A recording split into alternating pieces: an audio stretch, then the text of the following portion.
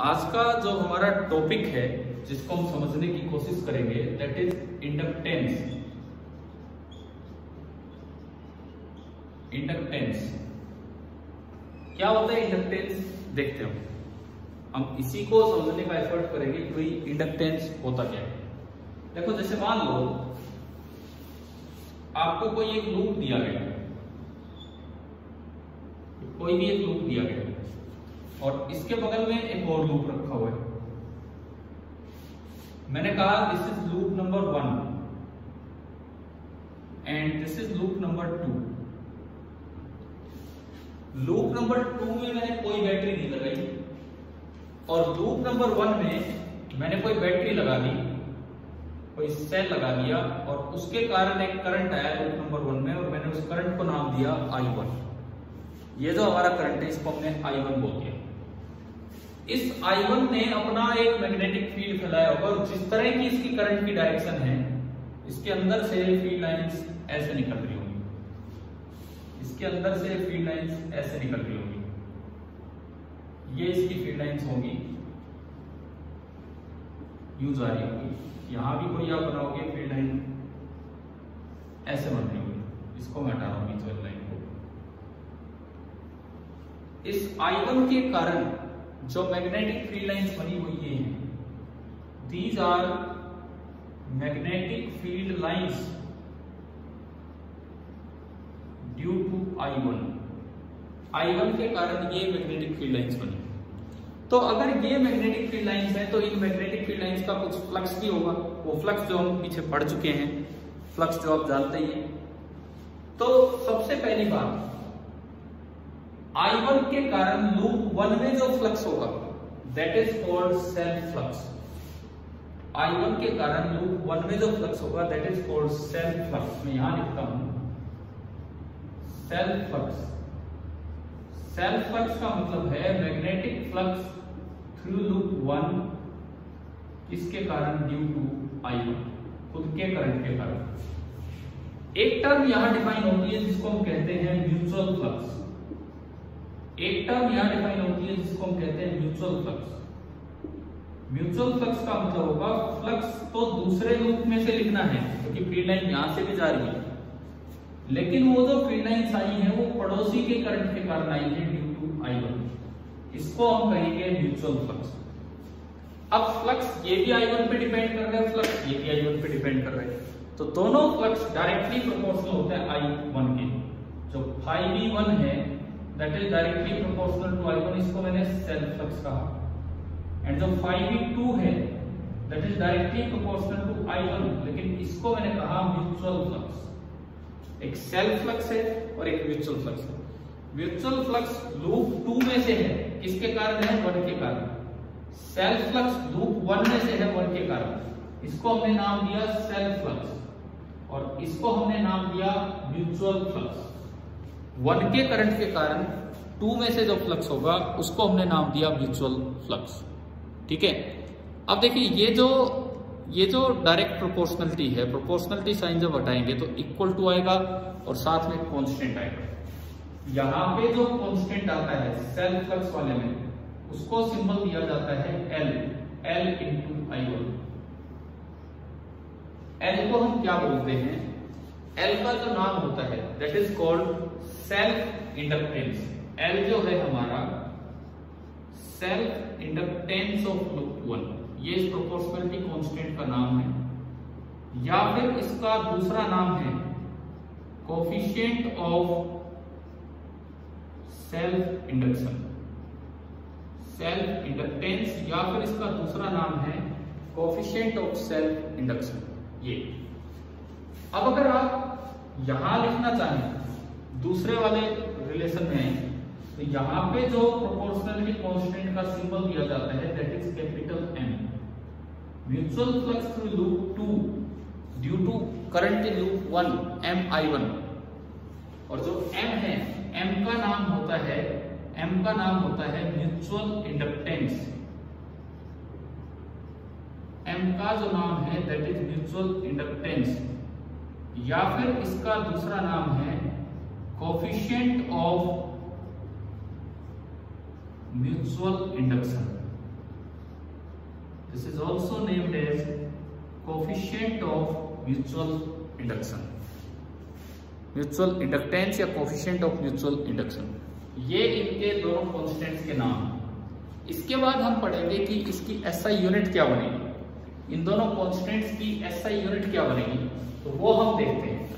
देखो आप चाहे एल देखो चाहे एम देखो, अगर हम एसआई यूनिट्स की बात करें, एसआई यूनिट्स ऑफ एल और एम, इन दोनों इंडक्टेंस की जो एसआई यूनिट होगी, आप देखेंगे फ्लक्स अपॉन करंट, ये भी flux upon current. Magnetic flux की जो एसआई यूनिट होती है that is weber, magnetic flux की जो एसआई यूनिट होती है दैट इज वेबर, और करंट की एसआई यूनिट होती है एम्पियर।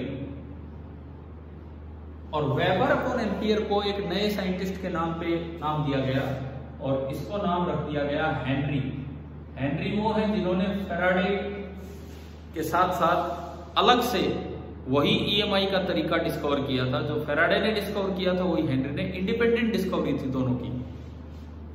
और हेनरी, और इसका सिंबल दिया जाता है कैपिटल एच। तो ये जो आपने इंडक्टेंस पढ़ा है, ये जो आपने इंडक्टेंस पढ़ा है, इसकी एसआई यूनिट होगी हेनरी। आप ये अच्छे से नोट कर लीजिए, inductance, mutual inductance, self inductance, ये सारी की सारी चीजें काम आएंगी।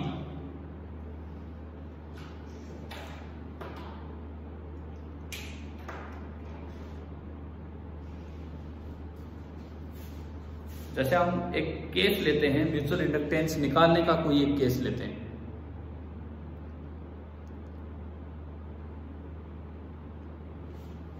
इंडक्टेंस का जो मीनिंग है, देखो इंडक्टेंस का मीनिंग क्या होता है, रेजिस्टेंस का मीनिंग क्या होता है, ये एक दिमाग में सवाल आता है कि इंडक्टेंस का मीनिंग क्या होता है।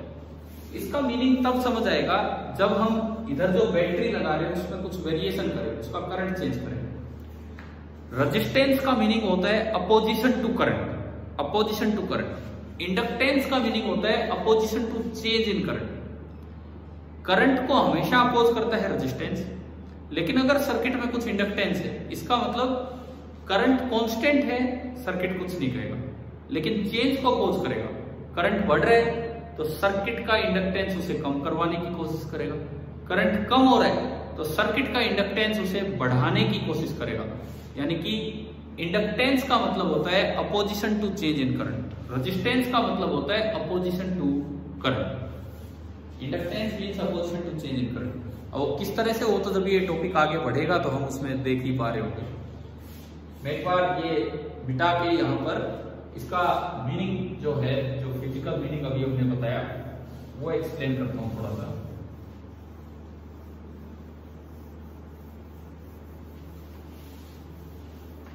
देखिए एक सर्किट में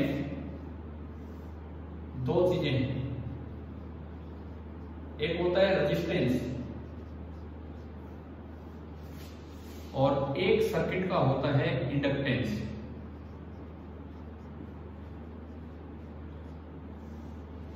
जो रेजिस्टेंस होता है इसका मतलब होता है अपोजिशन टू करंट, करंट को अपोज करना। सर्किट में रेजिस्टेंस है तो मतलब वो करंट को अपोज करेगा। इंडक्टेंस का मतलब होता है, इंडक्टेंस का मतलब opposition to change in current. Change in current को अपोज करने का मतलब होता है इफ करंट इज इंक्रीजिंग, तो ये जो इंडक्टेंस है, जैसे मैं सेल्फ इंडक्टेंस को एल कह लूं, सेल्फ इंडक्टेंस, तो ये क्या करेगा, अपोज करेगा ये। लेकिन अगर करंट डिक्रीज हो रहा हो तो जो लूप का इंडक्टेंस है, सेल्फ इंडक्टेंस, वो आई को अपोज नहीं करेगा बल्कि आई को सपोर्ट करेगा, वो चेंज को अपोज कर रहा है। अगर अपोज कम हो रहा है, अगर करंट कम हो रहा है तो उसे बढ़ाने की कोशिश करेगा, यानी कि सपोर्ट करना स्टार्ट कर देगा। तो this is the physical meaning of inductance. Resistance हमेशा अपोज करता है, इंडक्टेंस अपोज भी कर सकता है, इंडक्टेंस सपोर्ट भी कर सकता है। ये भी आप लिख लेना इसमें, physical meaning of resistance and inductance क्या है वो मैंने यहां पे लिख दी।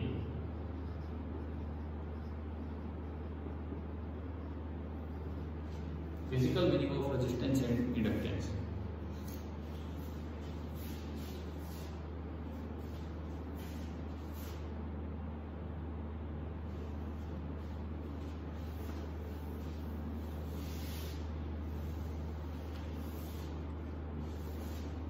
अब हम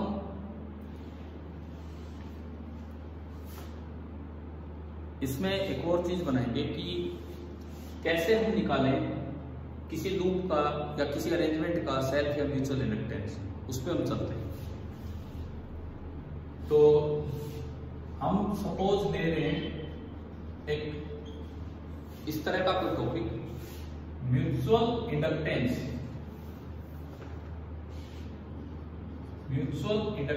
of two coplanar concentric coils, mutual inductance of two coplanar concentric coils। हम ये अरेंजमेंट देखते हैं। देखो सर्किट में दोनों होते हैं, आपको ये नहीं सोचना चाहिए which is better for a circuit. Circuit में दोनों होते हैं, सर्किट में रेजिस्टेंस भी होता है, सर्किट में इंडक्टेंस भी होता है, और एक नई चीज आएगी कैपेसिटेंस। एक सर्किट में तीनों चीजें प्रेजेंट होती, सबका अलग अलग रोल है, सबका अलग अलग रोल है और सब इक्वली इंपॉर्टेंट है। कोई कुछ काम आता है, कोई कुछ काम आता है। आपने कभी ये ऑब्जर्व किया है कि अंधेरा सा है रूम में और आप सॉकेट में से प्लग निकाल रहे हो तो कई बार स्पार्किंग सी दिखती है प्लग निकालते वक्त? क्या ऐसा ऑब्जर्व किया है क्या कभी? सॉकेट में से आप प्लग निकाल रहे हो और कई बार स्पार्किंग सी नजर आती है, तो वो क्या होता है? जब तक आपने प्लग नहीं निकाला था करंट बना हुआ था, जैसे आपने प्लग थोड़ा सा आउट किया, बीच में एयर है, बीच में एयर आ गई, तो यानी कि वो तो नॉन कंडक्टर है। लेकिन सर्किट का इंडक्टेंस चाहता है कि करंट अब भी बना रहे, वो चेंज इन करंट को अपोज करवा रहे, यानी कि वो वहां करंट को सपोर्ट करने लगा, तो उसने एयर में से भी करंट फ्लो करवा दिया, और उस एयर में से करंट को ही हम क्या नाम देते हैं? स्पार्किंग। छोटे लेवल पे स्पार्किंग ये है, बड़े लेवल पे स्पार्किंग वो होती है दो बादलों के बीच में जो गड़गड़ाहट है, वो बड़े लेवल की स्पार्किंग। तो स्पार्किंग भी एक एग्जांपल है इंडक्टेंस का, इस तरह का। तो देखिए mutual inductance of two coplanar concentric coils, ये वाला पार्ट हम देखें। सपोज आपको ये दिया गया है कि एक इस तरह की कॉइल दी, बड़े वाली कॉइल का रेडियस मैंने मान लिया R1, और एक छोटी कॉइल दी, कंसेंट्रिक भी है और कोप्लेनर भी है, दोनों का सेंटर भी एक है, दोनों का प्लेन भी एक है, और ये है R2। और मान लो कि आपको ये दिया गया है कि R2 बहुत छोटा है किससे? R1 से। सपोज ये दे रखा है। अब आपको इस अरेंजमेंट का म्यूचुअल इंडक्टेंस निकालना है कि इस अरेंजमेंट का म्यूचुअल इंडक्टेंस क्या होगा। सपोज हमें ये निकालना है, तो तरीका इसका क्या होता है? किसी भी एक लूप में से आप करंट भेजिए, बड़े या छोटे जिसमें आपको ठीक लगे, किसी भी एक लूप में आप करंट भेजिए। जैसे मैंने माना कि बड़े वाले पे मैं करंट भेज रहा हूं, उसके कारण दूसरे लूप में से फ्लक्स लिखो और फाई बराबर एम आई कर दो, वहां से एम निकाल लो, वो आपका एम आ जाएगा। तो हमने ये एम निकालने के लिए लेट अ करंट I1, मैंने माना कि कोई current I1 flows in outer loop, outer loop में कोई करंट जा रहा है I1। तो मैंने अपनी तरफ से मान लिया, दिया नहीं है, तो हमें खुद एज्यूम करना पड़ेगा कि बड़े वाले लूप में मैंने करंट माना I1। अब अगर ये करंट है तो दूसरा लूप उसके सेंटर पे रखा हुआ है, छोटा सा लूप और उसके सेंटर पे रखा हुआ है, तो इसके कारण जो बी होगा वो बाहर होगा, इसके कारण जो बी होगा वो बाहर होगा, बाहर की तरफ। इसके कारण जो बी होगा B1 वो बाहर होगा। और कभी हम पीछे पढ़े होते हैं जरूर, इस सेंटर पे जो बी होता है उसका फॉर्मूला होता है म्यू नॉट आई की जगह I1/2R और R की जगह R1। शायद हमें B1 लिखना आ गया है, ठीक है। पहले लूप में करंट भेजा अपने आप, उसके कारण दूसरे लूप में B लिखा, तो B1 आपका आया म्यू नॉट I1/2R1। अब इस करंट के कारण पड़ोसी के लूप में से, देखो मैं दोबारा बताता हूं कि किस तरह से हम फ्लक्स निकाल के M निकालेंगे। आपको एक अरेंजमेंट दी गई कि दो कंसेंट्रिक लूप्स हैं, कोप्लेनर लूप है, एक ही प्लेन में दो लूप है, ये सेंटर पे रखा है, ये बड़ा लूप है, और R2 ये छोटे वाला रेडियस बहुत छोटा है, ये हमने मान लिया। तो अब इसका म्यूचुअल इंडक्टेंस निकालना है, M निकालना है। तो किसी एक लूप में करंट भेज के दूसरे लूप में फ्लक्स लिख दो और फिर उस फ्लक्स को MI से इक्वेट कर दो, M आ जाएगा। तो हमने अपनी समझदारी से देखा कि बाहर वाले लूप में करंट भेज के B लिखना आसान है, क्योंकि बाहर वाले लूप के लिए ये सेंटर पे है दूसरा लूप, और उसके सेंटर पे B का फॉर्मूला हम जानते हैं मैग्नेटिक फील्ड के चैप्टर से। तो अगर मैं यहाँ I1 भेजता हूं तो बीच में जो B होगा B1 that will B mu naught I1/2R1। यहाँ अगर मैं I1 भेजता हूं तो उसके कारण बीच में जो B होगा B1, ये फॉर्मूला हमें याद होगा म्यू नॉट I/2R। अब मैं म्यूचुअल फ्लक्स लिखूं अंदर वाले लूप में बाहर के करंट के कारण, म्यूचुअल फ्लक्स लिख रहा हूं φM, दूसरे लूप में से फ्लक्स लिख रहा हूं। तो दूसरे लूप में से फ्लक्स लिखेंगे तो ये बनेगा B तो पहले का है, डॉट A दूसरे का है। ये हमारा फॉर्मूला होता है फ्लक्स लिखने का B डॉट A। तो हमने फाई म्यूचुअल लिखा, फाई म्यूचुअल B वो बाहर की तरफ है B1, एरिया भी बाहर की तरफ मान लो लूप के परपेंडिकुलर होता है, तो दोनों के बीच का एंगल हो गया 0 डिग्री, और डॉट प्रोडक्ट में कोस आता है, कोस 0/1।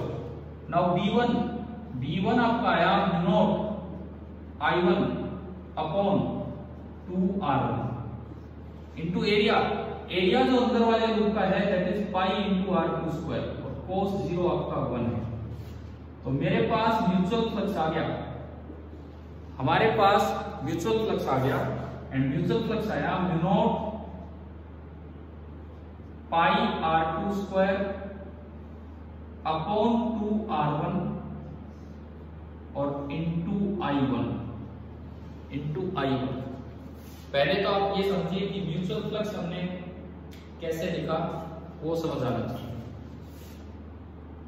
म्यूचुअल फ्लक्स आने के बाद अब जो आखिरी स्टेप है, ये जो म्यूचुअल फ्लक्स है सेकेंड लूप में से, ये प्रोपोर्शनल था पहले लूप के करंट के। तो इस प्रोपोर्शनलिटी कांस्टेंट को यहां हम M बोल दिया करते हैं, म्यूचुअल इंडक्टेंस, और यहां से जो M आएगा that will be equal to mutual flux upon I1। और जब आप वो रखोगे, ये वैल्यू जब आप यहाँ रखोगे तो I1 से I1 कटेगा, और वो कटना भी चाहिए क्योंकि I1 हमें दिया नहीं था, I1 हमने एज्यूम किया था, वो कटना भी चाहिए। तो M आपका निकल के आया म्यू नॉट पाई R2² अपॉन 2R1। ये किसी करंट पे डिपेंड नहीं कर रहा है, ये ज्योमेट्रिकल प्रॉपर्टी है, रेजिस्टेंस की तरह। जैसे रेजिस्टेंस होता है ρL/A, वो करंट वर्ट पे डिपेंड ही नहीं करता, ऐसे ही इंडक्टेंस है रेडियस पे और इन सब चीजों पे डिपेंड करता है। तो ये आपका इंडक्टेंस है। तो इंडक्टेंस का काम क्या है, ये इंडक्टेंस के सर्किट में हम सीखेंगे कि it opposite change in current.